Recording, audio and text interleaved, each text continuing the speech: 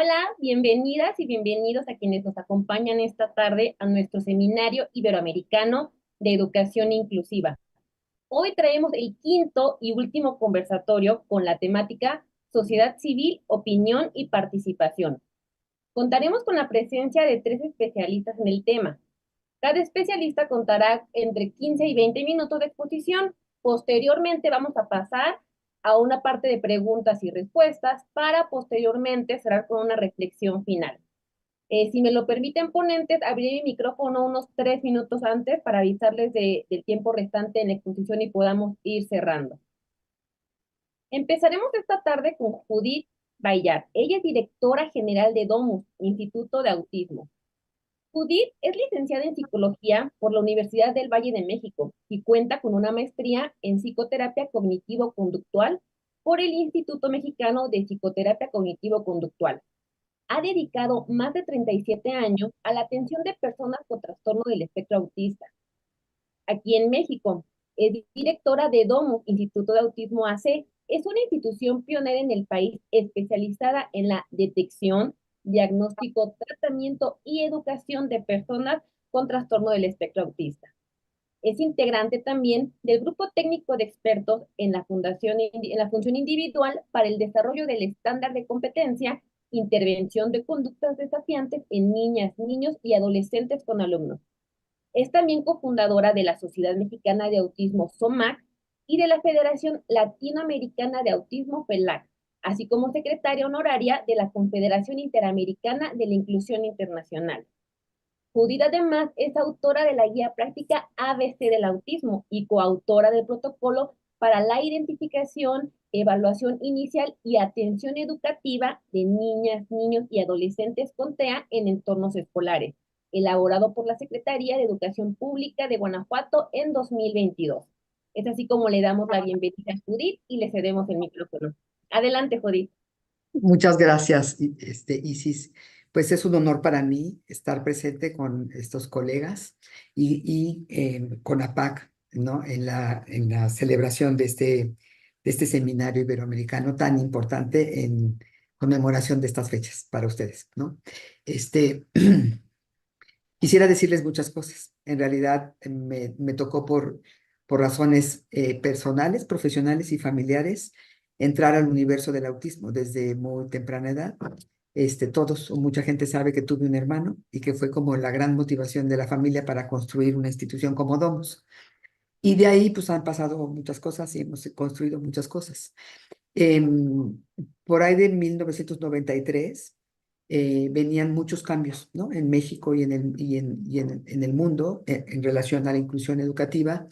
Y justo conozco a muchas personas, tengo la oportunidad de trabajar con el maestro Iván Escalante, con Ismael, con la doctora Margarita Gómez Palacio, y que empezaba a ver todo, llegaba a México toda esta cuestión de hablar de la inclusión y de la educación para todos. Y ahí me hice un cuestionamiento, ¿no? De lo que estábamos haciendo. En ese momento, Domus pues, ya llevaba, no sé, como 14 o 15 años de existencia. Y entonces yo dije, pues creo que tenemos que movernos hacia la inclusión y fue todo un gran reto, ¿no? Preparé dos o tres laminitas porque me gustaría poner como un poquito el contexto. Me voy a permitir compartir, pero pues sí decirles a ustedes, ¿verdad? Que me ha tocado por edad, por circunstancia, por voy a ampliar esto. Creo que ya se está compartiendo esto, ¿verdad? Pero Sí, no me deja, déjenme quitar esto de aquí. Estas tecnologías luego no puedo poner la versión, ¿cómo se dice? De presentación. a mero abajo, Judith, si le das donde está lo del Zoom, en la mera esquina, Sí, sí, sí, sí, ya. lo sé. Lo que pasa es que me quedó me quedó la cuestión esta de compartir pantalla Ah, ya, abajo. Me quedó abajo sí. y no me deja. Ya, ahora sí. Ahora sí lo tengo aquí. Ya, perdón, una disculpa. Tarán, ahí está. Bueno, pues como les comentaba, esta cuestión de Domus, ¿no? Eh, Tanto en mi vida personal como en la vida institucional, nos ha tocado ser pioneros, ¿no? Domus es la primera institución de México, etcétera, etcétera. Y nos ha tocado ir abriendo brecha en muchos aspectos, a veces sin saber mucho de por dónde teníamos que caminar. Eh, el tema que yo quiero abordar, ¿no? De todo lo que hay que abordar sobre inclusión educativa de personas con autismo, es como tocar el punto de la familia, ¿no? Y de que hoy más que nunca, tenemos que mirar a las familias, a los padres, como una pieza clave para la inclusión de sus hijos con autismo en el sistema educativo. Em, Así, sin poner detalles, ha habido muchos hitos en la historia de México, en la historia de la inclusión educativa, ¿no? Entonces, desde 1970, la Ley Federal de Educación crea por primera vez el área de educación especial de México. Luego viene 1980, que se crea Domus, pero Domus no tenía una visión de inclusión. Domus tenía una visión de educación especial, de superterapia. Abordábamos como de manera como muy clínica el abordaje para los niños con autismo. Y así han pasado muchos eventos importantes, ¿no? Uno muy importante que todos conocemos, 1993, la reforma a la ley educativa, el artículo 41 de esa ley, que por primera vez en el país se da el derecho a la educación regular de todos los niños en ese entonces se les nombraba NEE, Necesidades Educativas Especiales. Un año después, junto con este movimiento que empezaba a darse, como les decía al principio, Domus abre su primer programa de inclusión educativa, ¿no? Y así van pasando varios momentos hasta llegar hoy a un plan nacional de inclusión educativa. Y a mí me gustaría, cuando la Secretaría de Educación Pública en 1993 hace esta reforma y la descentralización, un montón de cosas importantes, se tardan más de 10 años en empezar a activar, a crear los USAER, a crear todo el sistema de apoyo para la inclusión educativa. Y en el caso del autismo pasó algo muy peculiar. El autismo lo dejó fuera la Secretaría de Educación Pública y lo dejó fuera por razones rarísimas, por desconocimiento, por miedo y porque hubo una reunión en Huatulco y en ese momento se determina por presión del sindicato que sí, que daban chance de toda la inclusión y todo este proceso, pero que el autismo no, como si fuera algo así monstruoso. Y eso marca muchas cosas, ¿no? Incluso en algún momento la Secretaría crea unas guías muy bien hechas, muy importantes, hablando de discapacidad visual, discapacidad motriz, etcétera, etcétera, y dejan fuera el autismo. Eso lo quiero comentar porque para el autismo ha sido doble reto la inclusión educativa, ¿no? Entonces, el desconocimiento global, la falta de sensibilidad de las autoridades para decir todas las discapacidades entran, incluso en muchos momentos la inquietud de familias, de personas con autismo que dudan si el autismo es una discapacidad, ¿no? O sea, todavía la gente dice, pero el autismo es otra cosa, pero el autismo es una discapacidad. Lo que pasa es que el autismo, al ser un abanico tan amplio, al ser un espectro tan amplio, hay personas con retos muy importantes y hay personas que pueden estudiar prácticamente solos, ¿no? Y pueden ir avanzando en sus vidas y en su desarrollo escolar y académico, sin la necesidad de muchos apoyos. Y eso es lo que hace que se complique mucho esta cuestión, ¿no? Paralelamente, en este sentido, Domus, en 1994, damos este primer paso, ¿no? Y integramos a un niño y a una escuela. Lo que hicimos fue preguntarnos cómo podíamos hacer esto y tomamos la decisión de irnos directo al salón de clase. En ese entonces en México existía a cargo de la doctora Julieta Zacarías estos primeros grupos integrados dentro de algunos colegios y nosotros decidimos empezar dentro del aula. A lo largo de 30 ciclos escolares, nosotros hemos matriculado, ¿no? 920 alumnos, contando todos los ciclos, ¿no? En los distintos niveles educativos, ¿no? Así en una vista rápida, empieza Domus con un niño, una escuela y solo kinder, y fuimos creciendo, ¿no? Ya para el año 2000 crecía el programa, teníamos cada vez más niños y pasamos a primaria. Y luego, eh, nosotros, nosotros eh, seguíamos creciendo ya para el 2010, casi 2020, y ahí ya estábamos en todos los niveles educativos.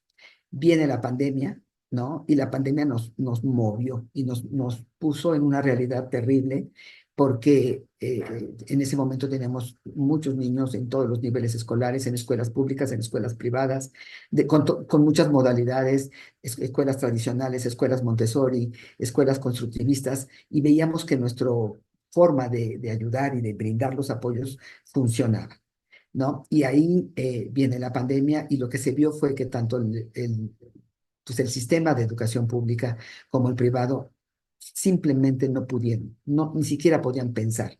La situación era tan grave que nos dejaron fuera. Y ahí la organización, nosotros como organización civil, entramos al doble quite y nos fuimos a sus casas y brindamos apoyos, etcétera, a cada familia y a cada uno de nuestros alumnos, ¿sí?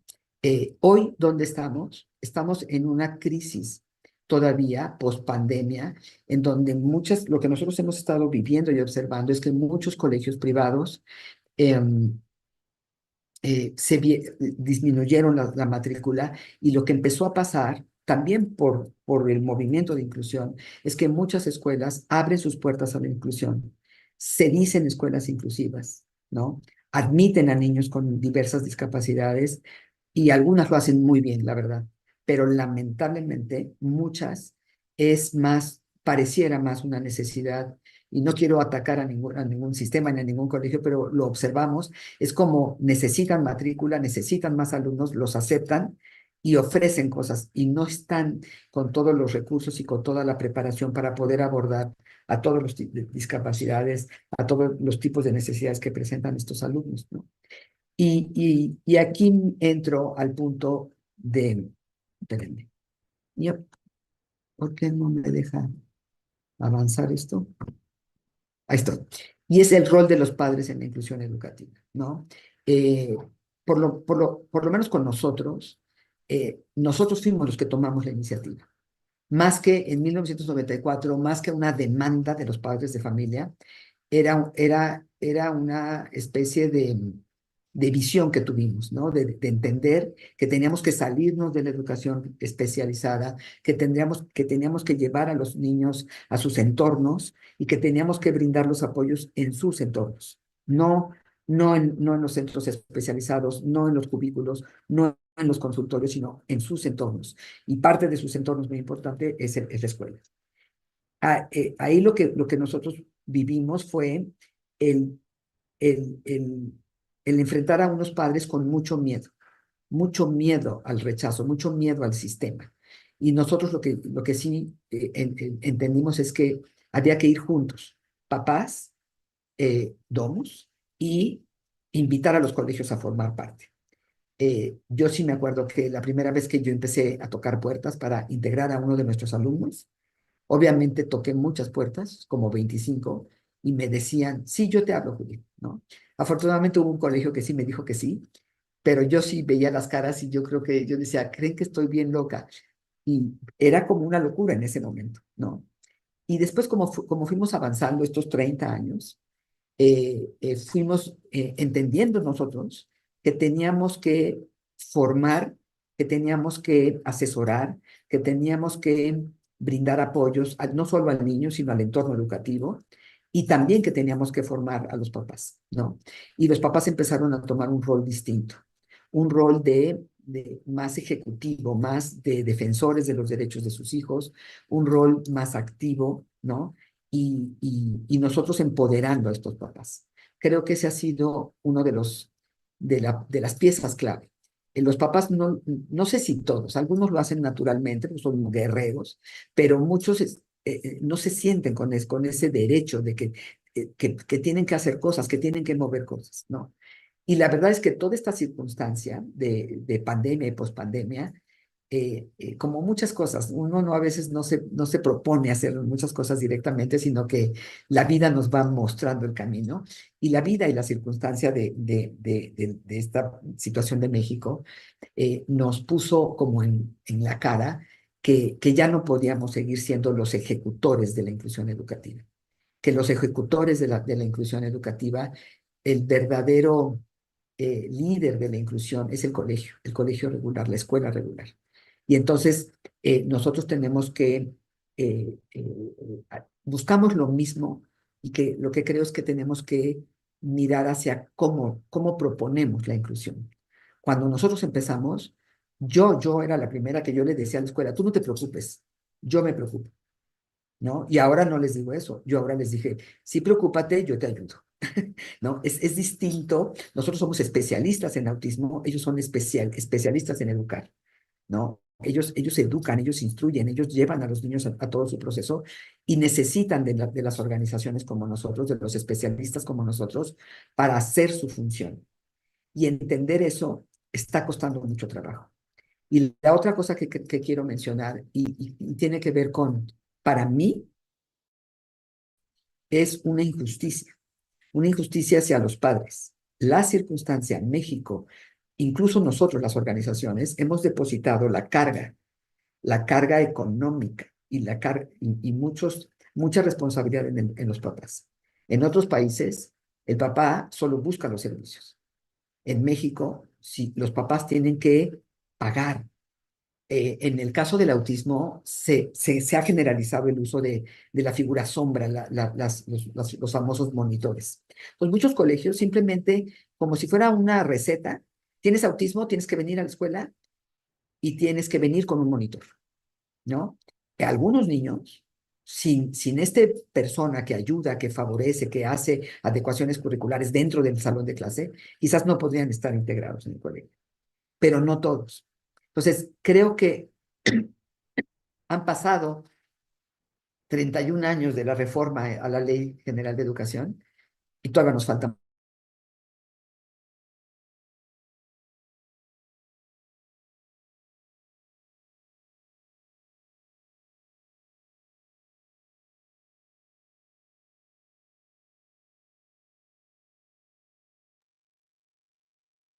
Perdimos a Judith, ¿verdad?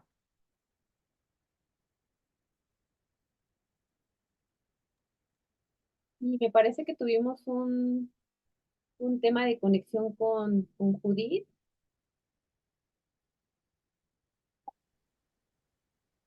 Vamos a esperar unos segunditos a ver si vuelve con nosotras y con nosotros aquí.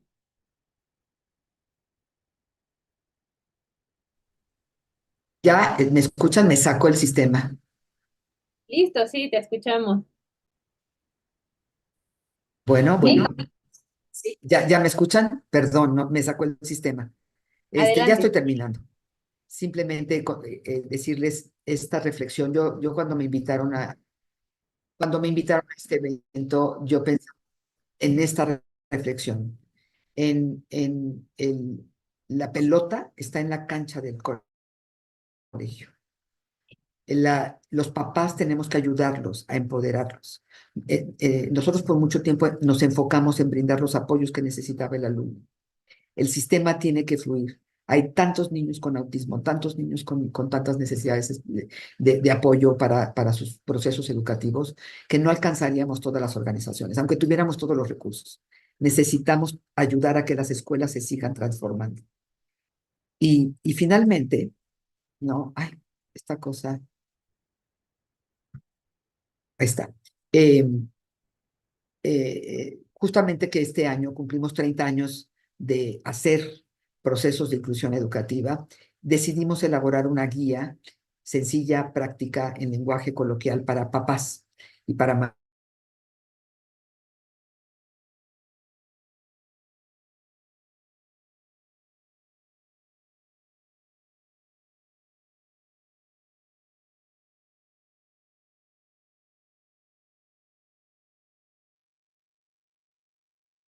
ya, pero no sé qué está pasando, pero mi señal está correcta, no sé qué estará pasando. Termino con esto.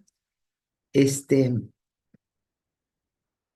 Les comentaba que para celebrar estos 30 años de trabajo, de aprendizaje, de caminar junto con los papás, con nuestros alumnos, con, con, con las escuelas que nos han abierto las puertas, creamos una guía para la inclusión.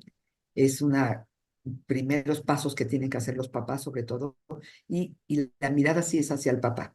Los papás son los que tienen que empujar más esto. no solo las organizaciones civiles. Estamos aquí para acompañarlos, para apoyarlos, para seguir generando estrategias, pero insisto, creo que estamos en un punto en donde la escuela, los centros educativos y los papás tienen que estar bien claros de que eso es lo que hay que hacer, ese es el camino que tenemos que seguir. Y pues nada, eso es lo que yo les quería comentar. Y ya pues me suspendemos esto, ¿verdad? Déjenme, ya, pues, ah, está como muy raro esto. En fin, este es mi comentario en relación a la experiencia de Domus y, y compartirlo con todos ustedes. Eh, el pasado ciclo escolar logramos que un chico que entró con nosotros en finales de primarias, hicimos secundaria, prepa, terminó una carrera. Un chico que necesitaba apoyos, un chico con autismo y que hoy es un diseñador gráfico. Estamos muy orgullosas de eso, pero les estoy hablando que en 30 años, quizás 3 alumnos con necesidades de apoyo importante han podido hacer todo este proceso escolar. Más personas tienen que hacer esto. Y la otra cosa ya para terminar es que las personas con autismo de alto funcionamiento, como se les llama, ¿no? Que han pasado desapercibidos toda su educación, no demos por hecho que no necesitan apoyo. Son muchachos que la pasan muy mal, que intelectualmente no tienen grandes retos y que han sobrevivido a los sistemas escolares y que han terminado una carrera, algunos hasta maestría tienen, pero la parte de su vivencia personal, su participación social y eh, el impacto emocional que esto ha tenido en sus vidas es muy fuerte y tenemos que atenderlo. Muchas gracias. Ese es mi comentario. Muchísimas gracias a ti, Judith, por tu participación, por el increíble punto de vista que nos diste. Creo que justo tocaste temas muy importantes, ¿no? El esfuerzo en conjunto, el que si estamos hablando de sociedad civil, pues no únicamente somos las organizaciones de la sociedad civil, ¿no? Sino las personas, las familias. Yo me quedo con la parte de justo lo que mencionabas, la importancia del trabajo, pero de todos, ¿no? Todos y todas estamos involucradas, todas y todas somos parte de la sociedad, pues no nos cuesta nada ver en qué podemos ayudar. Te agradezco mucho tu participación. Seguimos y recuerden que posteriormente vamos a las preguntas y respuestas. Ahora nuestro siguiente experto es Juan Manuel González Barajas. Él es director general de Enseña por México desde el 2018. Juan Manuel tiene más de 10 años de experiencia gestionando proyectos internacionales del sector público, privado y social. Es licenciado en negocios, cuenta también con 2 maestrías de la Universidad de Stanford, una de ellas en negocios y otra de ellas en educación. Además, Juan Manuel obtuvo el certificado de gestión pública e innovación social también de esta misma universidad. A Juan Manuel le apasiona, y me imagino que lo tocará en este conversatorio, la educación, y sueña con que un día todas y todos los mexicanos tengan acceso a una educación que les permita desarrollar su máximo potencial. Te cedo el micrófono, Juan Manuel, y adelante. Buenas tardes, Isis, y mucho gusto de estar aquí con todas y todos ustedes que nos están sintonizando. Y pues honestamente, Judith me la deja fácil en el aspecto de lo que voy a confirmar muchos de los puntos que ya mencionó Judith, y más desde una perspectiva general, porque en Enseña por México nosotros trabajamos con escuelas públicas. Al año impactamos alrededor de 20,000 niños y niñas en 12 estados de la República Mexicana. Pues la realidad es que nos enfrentamos a muchísimos casos que, como mencionaba Judith, no nos daríamos abasto para atenderlos si no buscáramos el apoyo de las mismas comunidades o de otras organizaciones como Domus o que están haciendo un trabajo en temas que pues nos rebasan a nosotros como organización. Voy a empezar compartiéndoles un poquito mi pantalla con lo que hace Enseña por México para que les quede más claridad y cómo se relaciona nuestro trabajo con este tema de la educación inclusiva o la inclusión educativa. Desde nuestra misión o la razón por la que nosotros existimos, es porque creemos que todas y todos nacemos con un enorme potencial, pero lamentablemente millones carecen de la educación y el apoyo adecuado para desarrollarlo en México. Y pues hay estudios que demuestran que si nos vamos a poblaciones indígenas o a poblaciones con discapacidades, pues estas oportunidades o educación que les permita desarrollar ese máximo potencial, pues se vuelve más difícil. Entonces, Enseña por México existe porque queremos cambiar esa realidad para estos niños y niñas y desde nuestra propia misión. ¿Cómo lo hacemos? Nosotros lo que hacemos es convocar un movimiento de jóvenes, le llamamos un movimiento amplio, diverso e incluyente, que se compromete a acabar con la inequidad educativa para que todas las niñas y niños en México desarrollen su máximo potencial. A la fecha, en 11 años de operación, hemos impactado a más de 189,000 niños y niñas a través de más de 1,100 profesionales de Enseña por México. Reitero, un profesional de Enseña por México es una persona que no necesariamente pudo haber estudiado educación, pero que tiene el deseo de hacer algo por la educación con un enfoque de equidad e inclusión. Entonces pasan por un proceso de selección y al quedar seleccionados, pues se suman a este programa de 2 años donde son asignados a una escuela pública. En uno de estos, ahorita actualmente estamos en 2 estados de la República Mexicana y como les decía, tenemos presencia en 215 escuelas a través de estos 260 profesionales de Enseña por México que impactan alrededor de 20,000 niños y niñas. Entonces, es ahí donde cuando nosotros estamos colaborando con estas escuelas, a través de los mismos profesionales, identificamos que hay estudiantes que tienen necesidades y oportunidades adicionales y donde tenemos que capacitar a estos profesionales de Enseña por México, al resto de los docentes y al resto de los directivos, a detectar estos casos e identificar, ya sea a través de las mismas autoridades públicas o a través de otras organizaciones de sociedad civil, lo que tenemos que hacer para que estos niños y niñas puedan desarrollar su máximo potencial independientemente de sus necesidades o discapacidades. Entonces, algo que sí quiero resaltar que mencionaba Judith, lamentablemente creo que pues en México el sistema educativo se enfrenta a un montón de retos, desde infraestructura, o sea, 1 de cada 4 escuelas en México no tiene acceso a agua. Entonces, imagínense el hecho de poder contar con psicólogos o con especialistas en temas para niños y niñas que tienen discapacidades, pues es aún más complejo, porque si no hay aspectos de infraestructura, imagínense contar con el capital humano. Entonces creo que ha habido mucho progreso en el sistema para encontrar a estas personas este apoyo adicionales para los niños y niñas, pero lamentablemente todavía nos falta mucho por hacer. Entonces, es ahí donde es importante que las escuelas, y como ya decía esta Judith, tengan el apoyo de organizaciones que les den el conocimiento y las herramientas para que ellas mismas puedan apoyar a estos estudiantes y en los casos donde pues ya es muy extremo la necesidad o la oportunidad del niño o la niña, pues canalizarlos a organizaciones que sí tengan el expertise. En nuestro caso, pues miren, nosotros hacemos nuestras 3 líneas de acciones, una directamente con los estudiantes. Entonces, a los profesionales de Enseña por México se les asigna, pues se vuelven los docentes frente a grupo en algunos casos, se les asigna a sus propios estudiantes y se identifican ellos algún estudiante con necesidades. El primer paso es buscar a Enseña por México al staff académico que tenemos educativo y decirnos, oye, estoy identificando a estos estudiantes con estas necesidades. Entonces ahí nosotros nos movemos a darles este apoyo y capacitaciones para que ellos estén preparados, que el resto de los docentes en esa escuela estén preparados.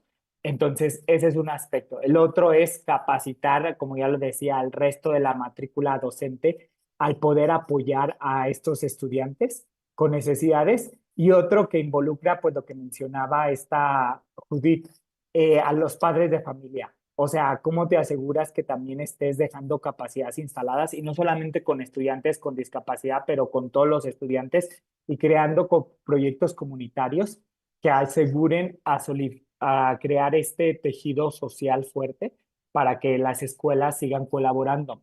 Algo que hicimos nosotros, eh, hace años, ya desde hace 3, 4 años, nos echamos un clavado a nuestra estrategia organizacional y nos dimos cuenta que aunque nuestra misión y visión hablaban de la diversidad, equidad e inclusión, que no estábamos haciendo lo suficiente. Entonces hicimos un cambio a nuestra estrategia donde priorizamos a nivel transversal la diversidad, la equidad e inclusión. Entonces, aunque tenemos prioridades organizacionales para generar el cambio que queremos ver en la organización, pues creamos esta prioridad transversal en la que todo lo que hagamos tiene que tomar en cuenta la diversidad, la equidad y la inclusión. Y, o sea, en resumen, ¿por qué lo estamos haciendo? Porque creemos que si realmente queremos lograr los resultados en las comunidades con las que estamos trabajando y cerrar la brecha educativa, tenemos que hacerlo con esta mirada de diversidad, equidad e inclusión, y que construir una organización diversa, equitativa e inclusiva es en un lugar donde diversas personas puedan alcanzar su éxito y pertenecer de forma independiente a sus entornos. O sea, que lo que te tocó, ya sea en tu contexto o por nacimiento, no limite a tu desarrollo y más bien es lo que nosotros hacemos desde la organización, como desde el staff, desde los profesionales de Enseña por México, tenemos presente esto para asegurar que cada niño o cada niña, independientemente de su entorno, de su contexto, de sus habilidades, pueda desarrollar su máximo potencial. Y también, pues algo que nos hemos dado cuenta a través de diferentes investigaciones es que, pues aquellas organizaciones que priorizan la diversidad, equidad e inclusión se encuentran entre las que generan el mayor impacto en todos los niveles. O sea, desde el equipo de trabajo que es nuestro staff, nuestros participantes que son los profesionales de Enseña por México, nuestros egresados que continúan trabajando en el sector educativo, en el sector social después de haber terminado el programa de 2 años y las comunidades y los estudiantes. O sea, si nosotros no involucramos al resto de la comunidad, pues la realidad es que al terminar los 2 años, pues dejas a la comunidad sin estas capacidades instaladas para que ellos puedan liderar su propio cambio. Y también coincido mucho con Judith de que afortunadamente somos parte de esas organizaciones de sociedad civil que han cambiado de pensar de años que pensabas que ibas a venir a salvar a las comunidades porque tú tenías las capacidades y podías ayudar. Y no, o sea, hay muchas fortalezas en estas comunidades y más bien lo que nosotros tenemos que hacer como organización de sociedad civil es acercarle los recursos y las herramientas a estas comunidades y dejar que ellos lideren su propio cambio, porque eso permite que el cambio se vuelva sustentable y sostenible a través del tiempo. Hemos dado cuenta que también lo que creamos cuando tomamos en cuenta las comunidades y a los propios estudiantes, tienen un efecto y un impacto más significativo porque se está creando con el conocimiento de las comunidades y las necesidades de los estudiantes y no detrás de un escritorio. O sea, porque fácil yo me pudiera aventar investigaciones y leer, que sí sirve, pero en realidad quienes te pueden decir cuáles son las necesidades y oportunidades que tienen son las comunidades y nuestro trabajo es más bien acercarle a los recursos que van a ayudar que a esos niños y niñas que necesitan este apoyo adicional cuenten con este apoyo adicional para que puedan desarrollar su máximo potencial. Entonces, en resumen, lo que quiero resaltar es que en Enseña por México, pues, y nos damos cuenta que aunque nosotros impactamos 20,000 estudiantes en el ciclo escolar, hay 33, 36, de 33 a 36 millones de estudiantes en el sistema público en México. Nos damos cuenta que la realidad es que nos permite conocer que el contexto de México es tan diverso que si no estamos creando las capacidades eh, al nivel, o sea, desde con nosotros, con esta organización que impacta a 20,000 estudiantes, pues no lo vamos a poder lograr crearlo para un contexto de más de 30 millones de niños y niñas. Entonces, es eso, el creer, el asegurarnos que no hagamos esto solos y que busquemos a expertos, a especialistas que nos puedan apoyar y a colaborar es lo que yo creo que es lo más importante. Y estos expertos, especialistas pueden venir desde el mismo sistema público que ya está generando y tiene programas para apoyar con niños con discapacidades, a organizaciones como Domus que existen para apoyar a estos niños y niñas. Entonces, lo que yo quiero terminar diciendo es que para impulsar la inclusión educativa es importante que todos colaboremos, como decía Judith. O sea, estoy repitiendo lo que ya decía, pero si no colaboramos, no podemos brindar una educación porque nos va a rebasar y no vamos a tener la capacidad de brindar esta educación diversa, equitativa e incluyente para las niñas y niños. Entonces, les invito a que sigamos pensando en cómo colaboramos con todas las personas y todas las organizaciones que rodean a un niño o una niña con necesidades especiales o no necesidades especiales o discapacidades para asegurar que puedan desarrollar su máximo potencial. Y con eso concluyo. Muchísimas gracias, Juan Manuel. Pues una increíble reflexión. Creo que seguimos, ¿no? Bajo la misma línea del trabajo en conjunto, de sumar. Creo que si bien parte de, como bien lo comentabas, ¿no? Quienes nos dedicamos al tercer sector, eh, queremos abarcar mucho, ¿no? Queremos ayudar y sin voltear a ver, ¿no? Hasta dónde son nuestros límites, pero lo padre o lo rico también de este sector es que cada vez somos más. Entonces, cada vez te das cuenta que si tú te dedicas quizá a los niños, a las niñas, va a haber alguien que ya esté con jóvenes, va a haber alguien que esté con personas adultas, y es eso, ¿no? Enriquecernos todos, porque pues sí, al final, no sé, dos cabezas piensan más que una, como dicen. Te agradecemos mucho tu participación. Ahora vamos a darle la bienvenida a Montserrat Fonseca. Ella es directora de vinculación y capacitación de Fundación Educa México. Licenciada en educación primaria, ha aportado su experiencia a diversas organizaciones, iniciativas y proyectos destinados a fomentar la participación de las y los jóvenes en la acción climática, educación ambiental y la promoción de políticas. Su liderazgo fue fundamental en la coordinación de la Cumbre Nacional de Jóvenes por el Clima en 2020 y 2021. Representó a la juventud mexicana como delegada en la Cumbre Mundial de Jóvenes por el Clima en Polonia y en España en 2018 y 2019 respectivamente. Es miembro de la delegación oficial mexicana al Foro Político de Alto Nivel en 2021 y miembro de la delegación oficial mexicana de la Conferencia de las Naciones Unidas sobre el Cambio Climático en Escocia en 2021, seleccionada como una de las 3 únicas representantes de América Latina para participar en el Foro de Acción para el Empoderamiento Climático en Bonn, Alemania. En 2020 colaboró como consultora para la delegación de la Unión Europea en México, encabezando la estrategia de evaluación y capacitación para el programa de jóvenes embajadores para el clima. Sin más, le damos la bienvenida a Montserrat y adelante. Muchísimas gracias, Isis, y sobre todo muchísimas gracias a PAC por preparar este espacio de conversación y reflexión tan rico.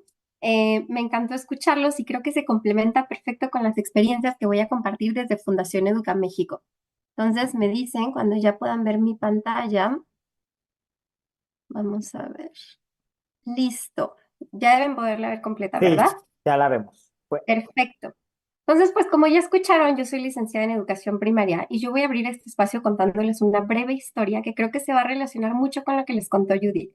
Yo les voy a contar sobre Majo y Chiquitín. Majo fue una compañera mía de la licenciatura en educación primaria, que su vida siempre se vio muy marcada porque 3 años después de que ella nació su hermano al que le llaman Chiquitín, que tiene autismo, en León, Guanajuato, y para cuando nace Chiquitín no había un espacio adecuado para él, para su formación, para su educación, en donde se sintiera aceptado, valorado y sobre todo que genuinamente ayudara pues a su desarrollo personal, a su desarrollo cognitivo y a sus condiciones y que se sintiera pues parte de esta sociedad. Su mamá entonces se ve en la necesidad de abrir la Clínica Mexicana de Autismo en el Bajío, la mamá de Majo, mi compañera, pero algo que se vio muy marcado y que me impactó muchísimo, seguramente la conoces, Judith, la Clínica de Clima, fue cuando nosotras estábamos estudiando la licenciatura en educación primaria y hacíamos prácticas profesionales, pues nos encontrábamos con casos de estudiantes con necesidades de todo tipo. estudiantes con autismo, muchísimos, y eso a Majo le impactaba muchísimo porque llegamos a la frustración de que no estábamos preparadas. Como licenciadas en educación primaria, no estábamos preparadas para eso.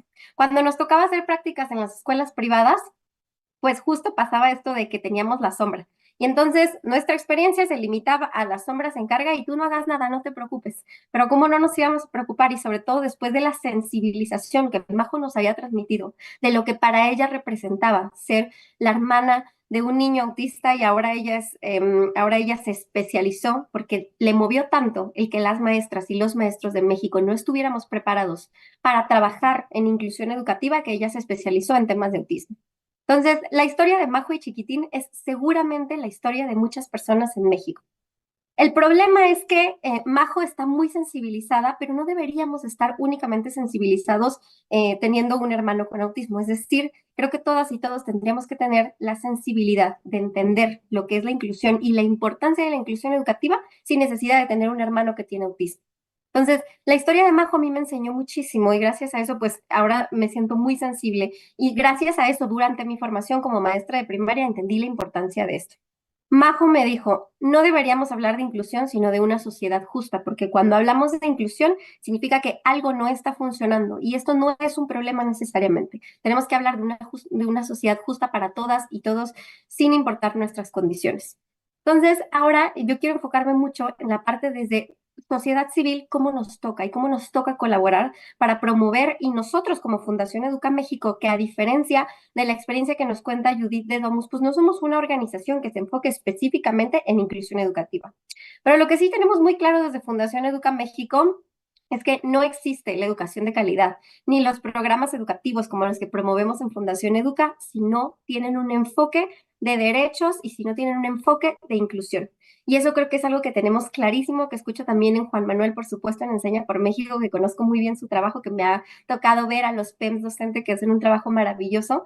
Entonces, algo que tenemos clarísimo es que no existe la calidad educativa, no existen los programas educativos de calidad, ni de cambio climático, ni de ningún otro tema, porque aparte, como ya escucharon, yo me he enfocado mucho y mi experiencia se ha enfocado mucho en cambio climático. Y algo que me gustaría mencionar también por ahí es que es importantísimo entender que las personas, por ejemplo, con autismo, y hay estudios muy interesantes respecto a cómo somos más vulnerables, cómo las personas son más vulnerables a temas como el cambio climático y que eso es algo de lo que no se habla normalmente. Y el no hablarlo y el ignorarlo significa que no sabemos trabajar.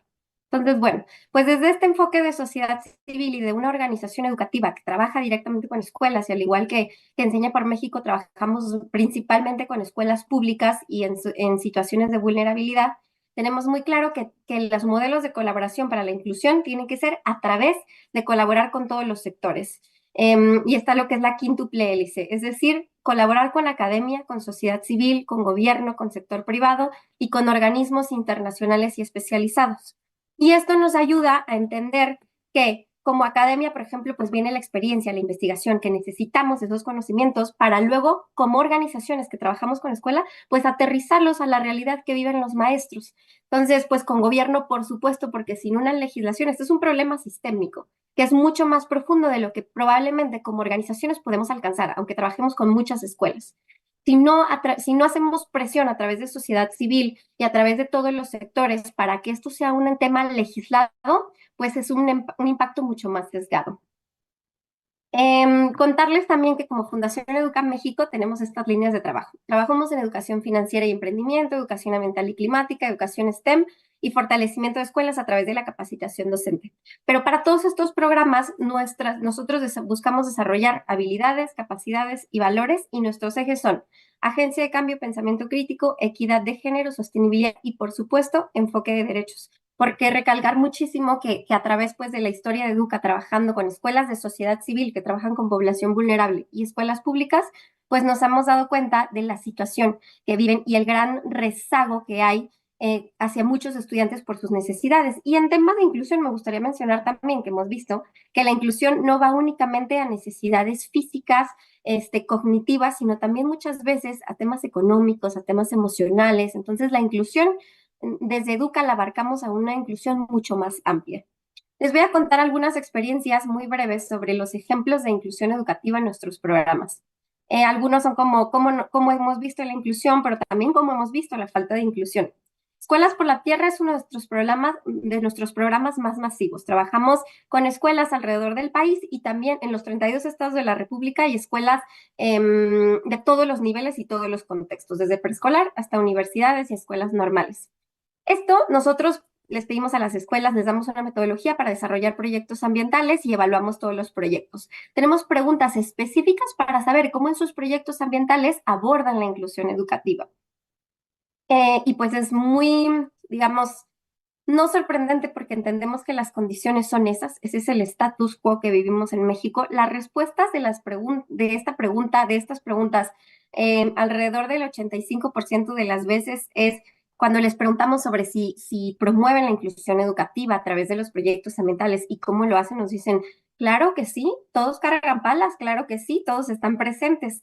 Eso nos ayuda a entender que hay una gran falta incluso de comprensión sobre cómo debe verse la inclusión educativa. Que la inclusión educativa no es nada más que todos los alumnos estén presentes. Entonces, eso nos ayuda a entender la necesidad de capacitación docente que hay. En huertos escolares nos pasan cosas muy similares, en donde la respuesta de las maestras y los maestros para abordar temas de inclusión educativa es que todos estén presentes bien. Entonces nosotros lo que promovemos, por ejemplo, muchas veces en tema de infraestructura, porque por ahí hay que empezar en las escuelas, por infraestructura es que el huerto sea un espacio accesible por y para todas, un espacio que ayude al desarrollo de habilidades, de conocimientos, sin importar tus condiciones. Pero nos encontramos con que las escuelas incluso tienen rechazo un poquito al tema de infraestructura porque cuesta más, porque es más complicado. Entonces, sí nos damos cuenta que en este sentido, cuando trabajamos este tipo de proyectos, hay que irnos pasos atrás, porque de nuevo, para nosotras en general, pues nos damos cuenta que no tiene ningún sentido promover la sostenibilidad y promover la equidad de género y promover la educación de calidad si no cumplimos con las cuestiones básicas, que es ofrecer calidad educativa por y para todas sin importar sus condiciones. Y por último, en la capacitación docente, pues para nosotras es muy evidente y para mí desde mi formación como maestra, que si no empezamos con las maestras y los maestros a darles herramientas, sensibilidad, a darles conocimientos, a acompañarlos en estos procesos, será muy difícil que cualquier proyecto que venga, por ejemplo, desde sociedad civil tenga un impacto. Porque como ustedes bien decían, pues en realidad nosotros no tenemos la capacidad, ni todas las organizaciones juntas tendríamos la capacidad de garantizar que en los salones de clases haya inclusión educativa si las y los maestros no estamos preparados para abordarlo. Y la realidad es que para las y los maestros es muy difícil porque hay escasez de herramientas, porque la infraestructura no ayuda y encima no estamos capacitados. De verdad, he visto muchas veces y me han platicado maestros cómo se asustan porque no saben cómo manejar esa situación. Debe ser muy frustrante y debe ser muy desesperante encontrarte con incluso querer y tener la voluntad de ayudar a todas y todos sus estudiantes, ofrecer inclusión educativa, pero no saber cómo hacerlo y encima no tener herramientas para hacerlo. Entonces, pues la capacitación docente y la sensibilización comunitaria son esenciales para un cambio transformador. Hablar un poquito sobre los retos también que nos encontramos, los retos y oportunidades a nivel sistémico, a nivel, por ejemplo, el sistema educativo y a nivel la operación. Les puse aquí una frase que dice, la verdadera inclusión comienza cuando dejamos de ver la diversidad como una excepción. La diversidad no es una excepción. Entonces, algunos de los retos son, como ya dijimos, capacitación insuficiente en muchas regiones, falta de habilidad, falta de conocimientos, falta de sensibilización y sobre todo falta de herramientas. Necesidad de mejorar la legislación en políticas inclusivas a nivel regional y local. De nuevo, aunque las organizaciones de sociedad civil estuviéramos todas aliadas y todas estuviéramos por el mismito camino, si no hay legislación y si esto no se convierte en política pública operable, será muy difícil que el cambio sea de esta manera, sea sistémico y sea permanente, porque al final necesitamos que la inclusión educativa venga desde el sistema educativo. Y la inclusión educativa vista como un tema especial y no como parte integral del sistema educativo. De nuevo, cualquier acción que tengamos va a ser un poquito aislada mientras no venga desde el sistema. Y ahora justo quiero comentar cuáles son, bueno, y las lagunas, cuáles son algunas de las lagunas en las políticas y prácticas. Como todo en la política pública, hay cosas que están en papel y que se ven bellísimas y que uno dice, aquí está la transformación y ahí viene el cambio, pero sin las herramientas para implementar esas políticas, que una de esas herramientas a nivel educativo es la capacitación docente. si los planes de estudio y si todo lo que se habla sobre la inclusión y sobre los valores por ejemplo, de la nueva escuela mexicana y los principios, pueden hablar muchísimo de implementación, inclusión educativa. Pero si eso no viene acompañado de un modelo educativo de los docentes en formación que los capacite y que los ayude a implementar esto, empezando por ahí, empezando por inversión en estas políticas, infraestructura de las escuelas, pues se va a quedar en papel, por supuesto, y se va a quedar sesgado porque no tenemos las herramientas de implementación como en cualquier política pública. Y ahora quiero hablar sobre el poder transformador de la inclusión educativa, porque no va únicamente, no, el impacto de hablar y de implementar la inclusión educativa no está únicamente en una calidad educativa. Hablamos de equidad y de justicia social, de mejorar la calidad educativa, porque encima esto nos ayuda a repensar cómo vemos la educación, a tener que innovar, a utilizar las tecnologías educativas para promover la inclusión. Entonces, eso va a traer resultados en calidad educativa en general, para todas las dimensiones de la educación. Nos trae un cambio cultural y social, capacitación y empoderamiento de la comunidad educativa, de nuevo, porque nos obliga a repensar cómo vemos la educación, cómo convivimos, a cambiar paradigmas.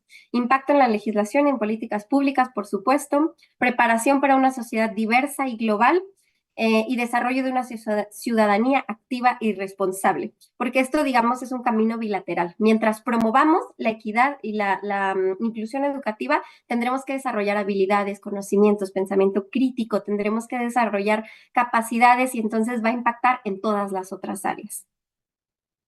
Y enfocarme por último también en cuál es el poder que las organizaciones de sociedad civil tenemos.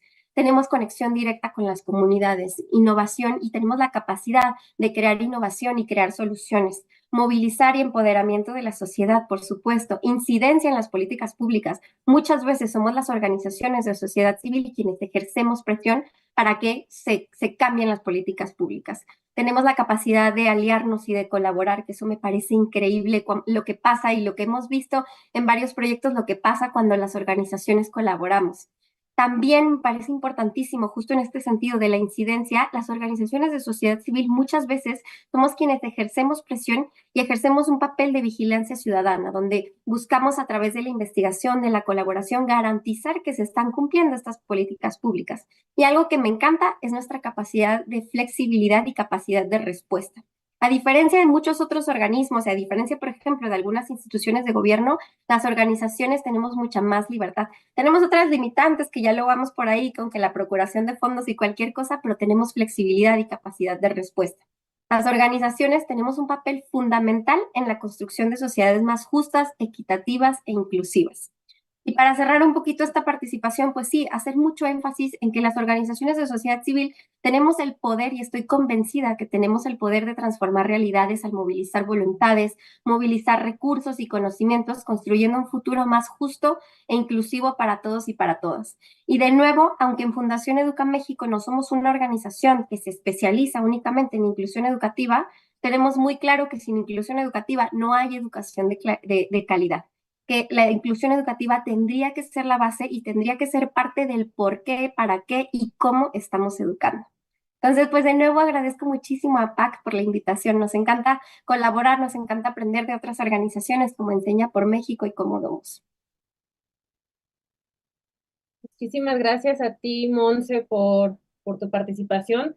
Definitivamente, pues yo también creo y considero que es muy importante el que no solamente tengamos una lucha, ¿no? Tú la decías o lo veías más como la parte de ser empáticos. A mí me gusta también, por ejemplo, verlo con esto, ¿no? De no porque estemos más familiarizados con alguna situación, quiere decir que solo tengamos una lucha, ¿no? Sino podemos tener muchísimas luchas, pueden ser la educación, pueden ser el cambio climático, pueden ser las niñas, los niños, la presión laboral, etcétera, ¿no? Porque al final, pues si como sociedad volteamos a ver a quienes nos rodean, pues las necesidades creo que nunca acabaríamos con la lista, ¿no? Tan gigantesca de las mismas. Ahora, si les parece bien, vamos a leer algunas preguntas y contestamos como mencionábamos al principio, ¿no? Como fue la participación, quien quiera contestar la respuesta, o bien uno y uno. ¿Les parece? La primera dice, ¿cuáles serían los principales retos que la sociedad civil en México tiene con respecto a la inclusión?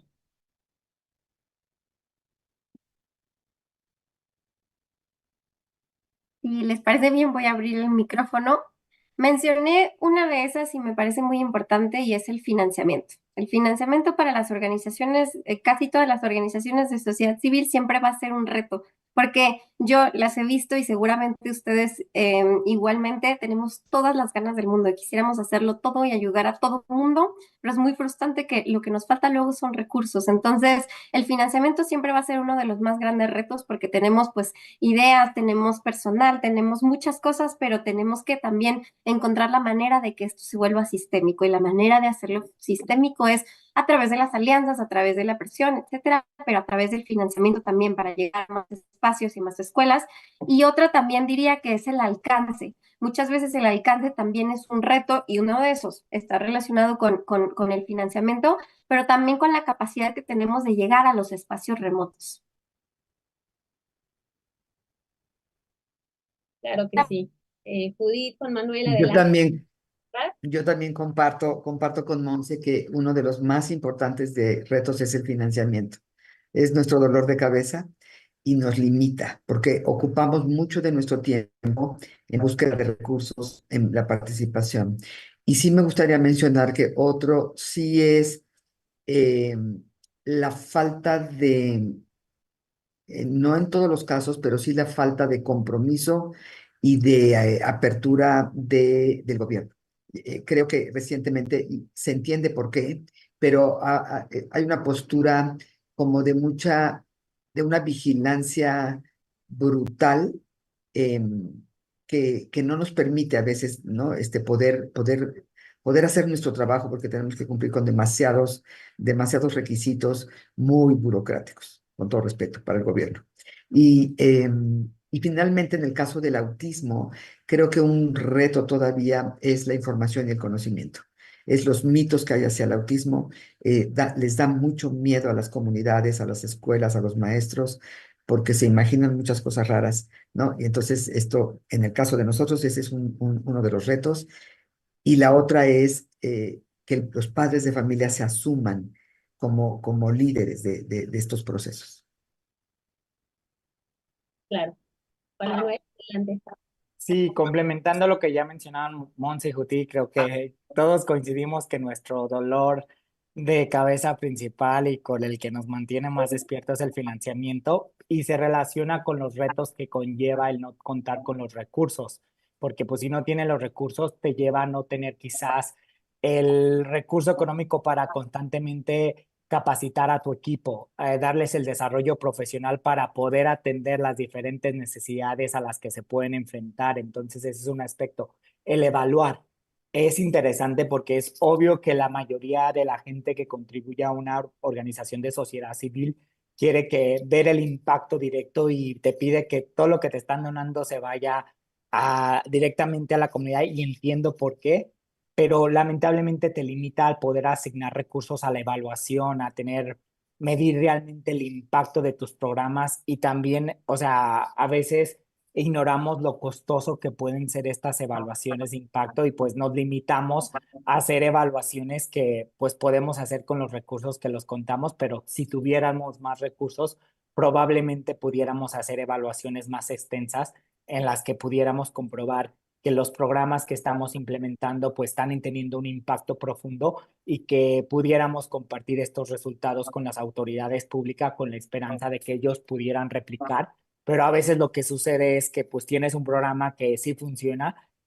pero para poderlo replicar pues te piden estas evidencias concretas y pues si no tienes el dinero para poder evaluarlo pues se vuelve como ese problema difícil. Entonces coincido que el financiamiento es el reto principal que nos conlleva a tener otros retos que si tuviéramos más recursos pudiéramos hacerlo más fácil para enfrentar estos retos.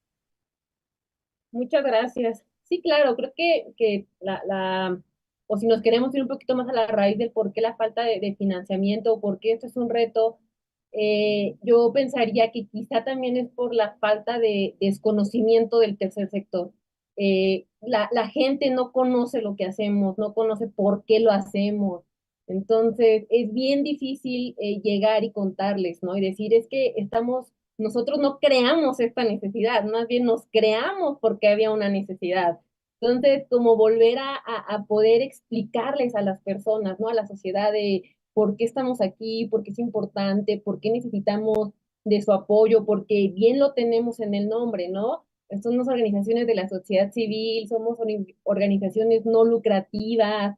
Entonces, ¿qué necesitamos? Pues apoyos, dinero, pero creo que si yo me iría con un deseo fundamental sería pues que reconocieran por qué existimos, que conocieran exactamente cómo es que sobrevivimos y a partir de ahí estoy seguro que muchas personas se acercarían a otras organizaciones del tercer sector y dirían, ¿en qué te ayudo, no? Quizá por ahí podríamos como empezar una nueva lucha en esta misma sociedad civil. Voy a hacer otra de las preguntas que tenemos aquí, que va muy relacionada a lo que al principio estábamos comentando del trabajo en conjunto. Nos preguntan, ¿cuáles son las estrategias que ustedes utilizan para que las familias sean más participativas en beneficio de sus hijas o sus hijos? Me imagino que tiene que ver mucho como con la recepción, cómo se trabaja, cómo las empoderamos. Si quieren para cambiar, yo empiezo esta vez y ya luego Monse o Judith pueden continuar.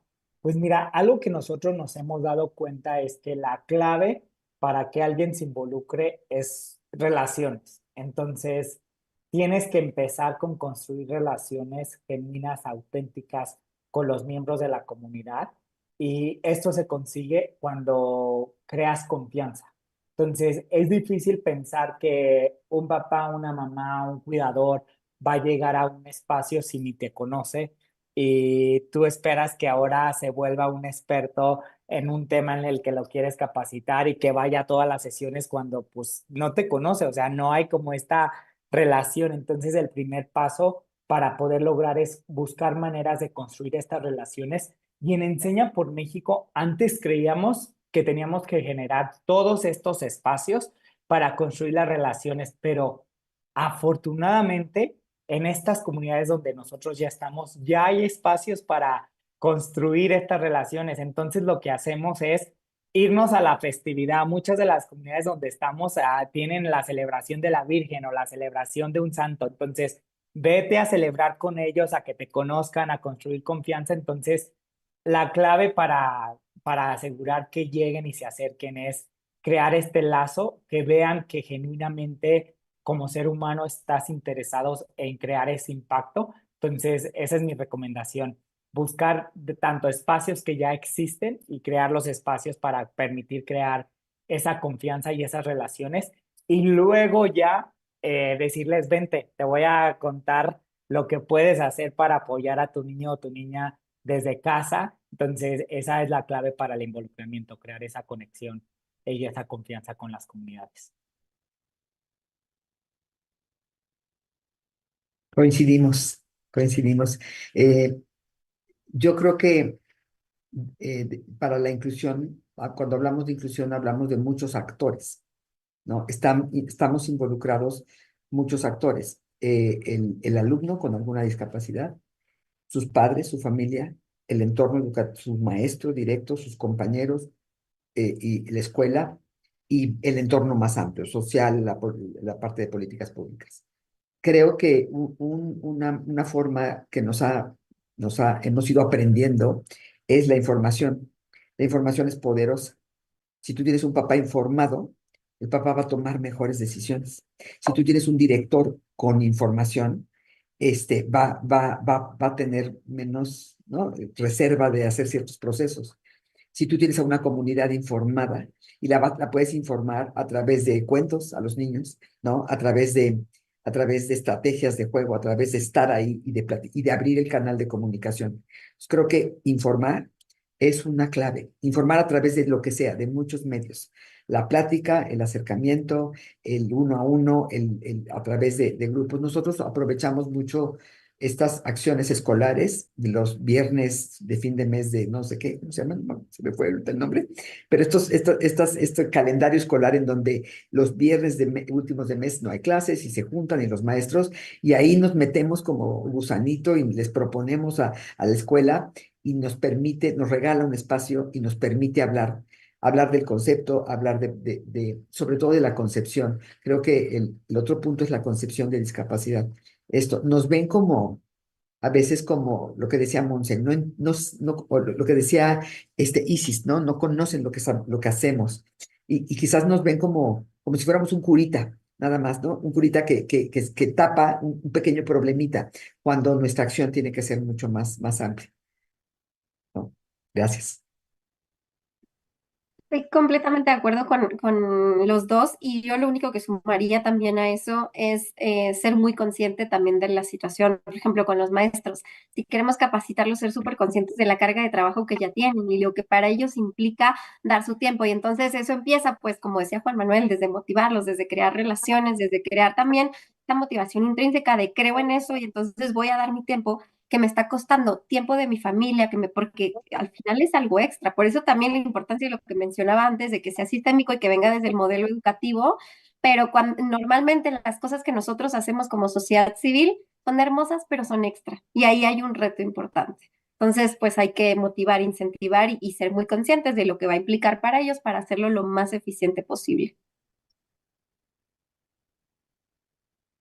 Muchísimas gracias. Sí, totalmente. Creo que el trabajo con las familias no solo es necesario, sino es muy difícil, ¿no? O sea, llegar a las familias, pero pues, ¿quién está más cerca de nuestras niñas y de nuestros niños? Las familias.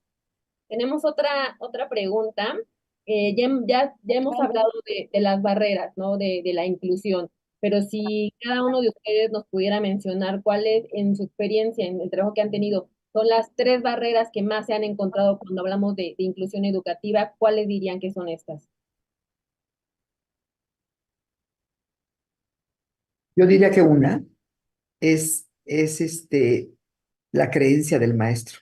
Todavía tenemos esta lucha en donde el maestro, muchos maestros, no todos, cada vez hay, yo siempre digo que hay maestros que me gustaría clonarlos y repartirlos por todo México, y hay otros maestros que me gustaría quitarlos, borrarlos, ¿no? Pero porque les falta conocimiento, información, sensibilización, pero una gran barrera es la postura del maestro. Si el maestro dice, eso no me toca, híjole, vamos contra una barrera muy fuerte. Una de ellas, para mí, es la postura del maestro. No del director, del maestro. El maestro es el que está ahí y el maestro es el que se avienta los procesos. Y yo creo que es una pieza muy importante y clave para que esto siga creciendo y se siga dando. Sí, totalmente de acuerdo. Yo de verdad creo y desde, o sea, haber estudiado para ser maestra y ahora trabajar con maestros me ayuda a entender el rol tan importante que las y los maestros tienen y tan decisivo para bien y para mal. Es decir, las acciones las decisiones o lo que deja de decidir y de hacer un maestro tiene un impacto grandísimo. Y entender eso nos ayuda también a trabajar mejor con ellos. Y como lo decía anteriormente, creo que aquí también aplica el ser muy consciente de la situación, el contexto que ya viven y las carencias que tienen, por ejemplo, a nivel de capacitación, a nivel de herramientas. Hay muchísimas carencias, o sea, todavía te encuentras muchísimo con maestros y no solo los que tienen muchos años, por ejemplo, de elaborar, que dices, bueno, antes se hablaba menos en la formación, pero también los maestros y maestras jóvenes recién egresados, sigue habiendo mucha escasez también en la formación continua. Entonces, la escasez de capacitación de herramientas, comprensión del problema y cómo abordarlo, yo diría que es una de las más grandes. Y otra muy importante, pues también a nivel de infraestructura. Hay algunos programas que ya integran la parte de infraestructura para la inclusión educativa, pero todavía no es suficiente. Y cuando vas a las escuelas a lo largo y ancho del país, te encuentras con infraestructura no solo decadente, o sea, es completamente inexistente para la inclusión educativa. Y yo también creo que el espacio físico, cuando hablamos de las escuelas, tiene una relevancia grandísima, porque al final es el espacio, o sea, llegamos a las escuelas y no hay ni agua y tienen que cancelar clases, y entonces llegas a las escuelas y no hay ni rampas. Me tocó un caso de una niña que iba a presentar un proyecto de educación ambiental en el escenario y como no tuvieron manera de subirla, le dijeron que mejor lo presentara alguien más. Sea, es solo un ejemplo de cómo la infraestructura es tan importante y de las carencias sistémicas que hay. Aquí creo que hicieron un buen trabajo Judith y Monse en contarles, pero resumir las carencias y las barreras, pero algo que a nosotros en Enseña por México nos ha ayudado a analizarlas, es más bien el modelo que utilizamos para encontrar. Primero lo que hacemos es identificar qué son los eventos que podemos ver, o sea, este tema de la rampa, o sea, las cosas que puedes observar, cuáles son los patrones que han llevado a que ese evento se repita. Luego las estructuras que hay desde políticas públicas, que en el papel están muy bonito, pero en la implementación no están sucediendo. Pero algo que decía Judy, creo que el más profundo son las mentalidades. Si logramos llegar a cambiar las mentalidades, podemos romper las otras barreras que existen. Entonces, más bien los invitaría a que utilicen ese modelo. Me enseña, lo podemos ver, tenemos hasta un árbol o un iceberg, porque también antes usábamos un iceberg y en lugares donde no hay nieve y era, pues, ¿qué me estás hablando que es un iceberg? Entonces, también lo hemos adaptado, pero es eventos, patrones, estructuras y mentalidades, y eso nos permite como analizar esas barreras y determinar qué podemos hacer para cambiar y llegar a esa inclusión educativa. Claro, muchísimas gracias.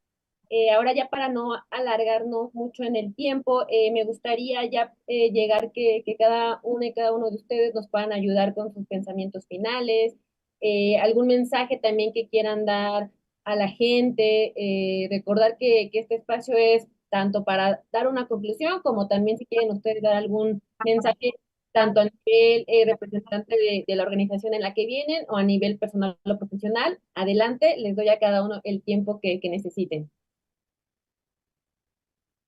¿Les gustaría que empezáramos y igual como iniciamos la sesión? Va. Entonces, Judith, vamos contigo. Me toca. No, le cedo la palabra a esto. No, Yo no. me, si quieres, yo me la aviento, pero ya, Judith. Te cedo la palabra porque Va, me quedé no, así como creo que que ya quiero. lo hemos dicho mucho. Dos puntos. Uno, el de reforzar el de colaborar. Constantemente buscar esas oportunidades de colaboración, porque también ya lo decía Monse, ya lo decía Judith. El desafío, los retos, las oportunidades son tan enormes que si tratamos de hacerlo desde la sociedad civil nada más, no vamos a lograr hacerlo. Entonces, constantemente buscar colaborar y que la colaboración puede suceder de diferentes niveles. No necesariamente tienes que pensar que vas a escribir una nueva política pública y esa es la manera de colaborar. Puede ser colaborando en el aula, con los padres de familia, con los otros docentes, con los directivos, entonces invitarlos a colaborar y también darnos cuenta que siempre debemos de estarnos informando constantemente de la temática que estamos tratando de abordar y ser conscientes que no sabemos todo como organización o como persona y que busquemos a esos especialistas que nos pueden ayudar a informarnos nosotros para que posteriormente nosotros podamos informar a nuestras comunidades educativas. Entonces, es eso lo que me gustaría compartir. Muchas gracias, Juan Manuel. Judith, Monse, ¿quién quiere continuar? Si Yes, Natalia. quieres. Sí, gracias. Pues yo creo que algo que me gustaría, me ha tocado pues muchos años de estar en esto, muchos, muchos años, ¿no? Y, y me ha tocado de todo. Creo que un secreto es, si no vemos la posibilidad de cambio, nos vamos a quedar donde estamos. Lo que a mí me tocó ver fue que de un México que ni siquiera escuchaba la palabra autismo, a un México en donde mucha gente habla de autismo, muchos papás ya saben, no lo hemos hecho solos, también le debemos mucho a las organizaciones internacionales, y a muchos procesos que han pasado, pero yo creo que tenemos que estar listos para el cambio. Creo que listos en términos de no quedarnos como pasivamente donde están las cosas. Y esto es para todos, para los papás, para las personas con discapacidad, para los entornos educativos con todos sus elementos, directores, comunidad educativa, alumnos, papás, y los que estamos afuera, las organizaciones de la sociedad civil. Monse dijo algo, tenemos esta capacidad de movernos muy rápido, ¿no? Una vez tuve la oportunidad de hablar con un subsecretario de Educación Pública y me dijo, la SEP es como un dinosaurio gigante que tiene una cabecita, después del, ¿no? Como el brontosaurio ese con la cabecita, y de acá que esta cabeza piensa, decide cambiar, quiere mover todo ese brontosaurio, pues tardan mucho. Las organizaciones civiles somos chiquitas, pero picosas. Somos chiquitas en relación a estos números de México, ¿no? Y a la dimensión y a las demandas y a las necesidades, pero somos ágiles, podemos movernos y sí podemos virar y darnos cuenta que lo que veníamos haciendo y nos funcionó, quizás hoy ya no procede. Tenemos que ser, mi palabra es, tenemos que estar listos para el cambio. Listos para el cambio interno, para el cambio conceptual, para el cambio de procesos, para el cambio de las acciones, para el cambio en la colaboración, o sea, trabajar. Y la otra cosa que nos ha pasado por muchos años es que muchas organizaciones civiles trabajamos así, no me copies, ¿no? Como muy solos. Esta sesión y estas acciones que organizó APAC, pues es muestra de que solitos no podemos, que tenemos que trabajar juntos. Pero esto, ¿no? Es estar listos para el cambio. Esa es mi conclusión y mi mensaje. Y aunque tengamos mucho tiempo haciendo lo mismo, preparémonos para el cambio y aceptemos el cambio y suframos con el cambio, porque a veces se sufre un poco, porque tenemos que soltar lo que sabemos hacer y empezar a hacer cosas distintas. Muchísimas gracias, Judith. Adelante, Monse. Gracias, pues me encantan esas reflexiones, estoy completamente de acuerdo y también quiero hablar justo sobre el papel que tenemos las organizaciones de sociedad civil, que es muy triste ver cómo en ciertos espacios se ha desprestigiado y por falta de conocimiento también el trabajo de las organizaciones. Y mucha gente, de verdad me parece tan triste, mucha gente cuando piensa en organizaciones y en donar a organizaciones, se van a robar el dinero y es lavado de dinero y nosotros así haciendo malabares con 2 pesitos porque queremos que alcance para todo. Entonces creo que también esto me gustaría resaltarlo muchísimo. El trabajo que hacemos las organizaciones de sociedad civil es maravilloso. Tenemos esta capacidad de cambio, de transformación. Muchas veces terminamos haciendo trabajo voluntario. O sea, hay detrás de lo que hacemos las organizaciones de sociedad civil, hay amor, hay pasión, hay ciudadanía, hay empatía. Entonces, que eso se comunique y que se entienda para que las organizaciones de sociedad civil pues tengamos el impacto, porque muchas veces incluso estamos haciendo trabajo que toca a la política pública, que toca, o sea, buscando que se garanticen los derechos humanos básicos que no nos tocaría a la ciudadanía, porque la sociedad civil somos la ciudadanía, no somos un ente aparte. Somos las y los ciudadanos preocupados y apasionados que creemos en un mundo diferente los que estamos dentro de las organizaciones. Y muchas veces le doy el ejemplo a las personas que no entienden lo que hacemos las organizaciones. Funcionamos como una empresa, tenemos gente que trabaja ahí, tenemos que operar y tenemos logística y tenemos todo esto, nada más que nuestro producto es la transformación y es tener un mundo mejor y es algo que nos apasiona y en lo que creemos. Entonces, creo que verlo de esa manera ayudará a que las organizaciones de sociedad civil pues podamos tener más capacidad de cambio y de transformación. Y por último, también pues quiero cerrar con lo que empecé, con la historia de Majo. Y quiero decir que no tienes que ser Majo, no tienes que ser Judith y tener un hermano, tener un primo y tener a alguien cerca de ti para tener la empatía y entender que la inclusión es algo que nos toca a todas y a todos en cualquier sector. Así seas arquitecto y así seas lo que sea que puedes pensar que no nos toca, a todas y a todos nos toca. Muchísimas gracias, Monse. Muchísimas gracias, Judith, Juan Manuel, Monse, por esta participación. Creo que nos llevamos muchísima información de aquí. Yo llevo muchísimas notas. Les agradezco muchísimo la perspectiva que nos dan, que nos brindaron ahora. Y me gustaría a mí únicamente cerrar con todos estos mensajes que nos dieron positivos, ¿no? La importancia de trabajar en comunidad, de trabajar en conjunto, de ver nuestro contexto, de saber que para llegar más lejos, pues sumando es un gran camino. La parte de que somos organizaciones flexibles definitivamente me encantó, creo que sí, que es un hecho, ¿no? Que somos tan flexibles que luego hacemos hasta más de lo que deberíamos de hacer, como mencionábamos al último, ¿no? Ya queremos abarcar mucho, pero creo que lo principal es justo lo que estamos haciendo ahorita, ¿no? Que es encontrar los medios, encontrar los canales para comunicar, ¿no? Y estamos comunicando, estamos diciendo, aquí estamos, aquí funcionamos, pues qué mejor que apoyar luchas que alguien más necesita.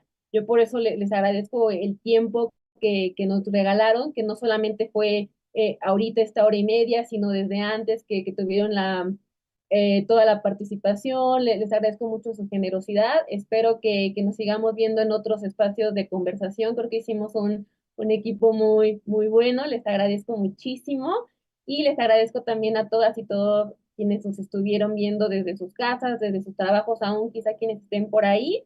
Esta grabación se va a quedar aquí por si lo pueden ver después. Ustedes hagan sus preguntas, aunque ya no esté en vivo, y seguramente se las vamos a hacer llegar tanto a Judith como a Juan Manuel como a Montserrat para que las puedan contestar. Les agradezco muchísimo y terminamos así entonces lo que fue nuestro seminario al cual ya la serie, Seminario Iberoamericano de Educación Inclusiva. No sin antes mencionar, todavía continuamos con esta serie de webinars la semana que entra, todas aquellas enfocadas en lo que hacemos en APAC, justo como mencionaba Judith. La idea no es generar más ruedas ni más conocimiento, sino compartir el que nosotros tenemos, y si alguien le puede ayudar, pues qué mejor que acortar esta brecha que nos costó tanto trabajo a los demás. Les agradezco muchísimo y nos vemos muy pronto seguramente. Muchas gracias. Gracias a ustedes por organizar esto. Muchas gracias. Gracias. Gracias. Muchas gracias a todas y todos por su tiempo. De verdad que es muy importante para PAC. Gracias por considerarnos y solamente decirles que las puertas de APAC siempre están abiertas para ustedes. Igual por acá. Muchas gracias. Qué Gracias. gusto, Judith, y qué gusto, Monse, compartir con ustedes, ¿eh? Y hacen la plática mucho más fácil porque lo que iba a decir me lo dejaron más fácil porque me acordaba cuando hablaba.